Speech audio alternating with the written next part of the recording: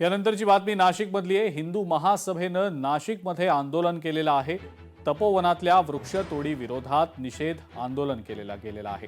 तपोवनातल्या वृक्षतोडीचा निर्णय रद्द करा अशी मागणी हिंदू महासभेकडून करण्यात आलेली आहे।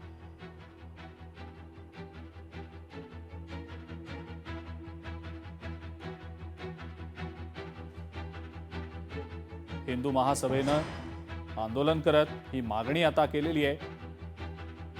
नाशकात तपोवनामध्ये वृक्षतोड केली जाणार असल्याची चर्चा गेल्या काही दिवसांपासून सातत्यानं सुरू आहे।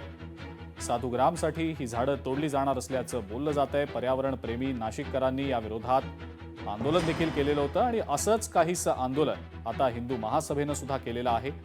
तपोवनातला वृक्षतोडीचा निर्णय रद्द करा अशी मागणी करत हे आंदोलन करण्यात आलंय। सरकारी जमिनी विकून दाबून सुद्धा ह्या राजकारणी लोकांचं पोटच भरत नाहीये, म्हणून आता साधू संतांसाठी राखीव असलेल्या जमिनीवर सुद्धा यांची उपक्रम दृष्टी पडलेली आहे। हिंदू महासभा हे होऊ देणार नाही। आज दुपारी 1 वाजता तपोवन येथील झाडांना दोरा बांधायचं, झाडांच्या रक्षणाची हमी द्यायची आणि झाडांचं पूजन करण्याचं काम हिंदू महासभेच्या नाशिक शाखेच्या वतीनं होत आहे। मी तमाम नाशिककरांना विनंती करतो की आज दुपारी आपण 1 वाजता तपोवनच्या भूमीवर यावं आणि हिंदू महासभेच्या बरोबर आपण उभं राहावं। नाशिककरांना यापुढं हिंदू महासभा प्रत्येक पावलावर साथ देईल। आपल्या सुद्धा साथीची आम्हाला अपेक्षा आहे। लोकशाही मराठी ऐका, पहा, जागरूक रहा।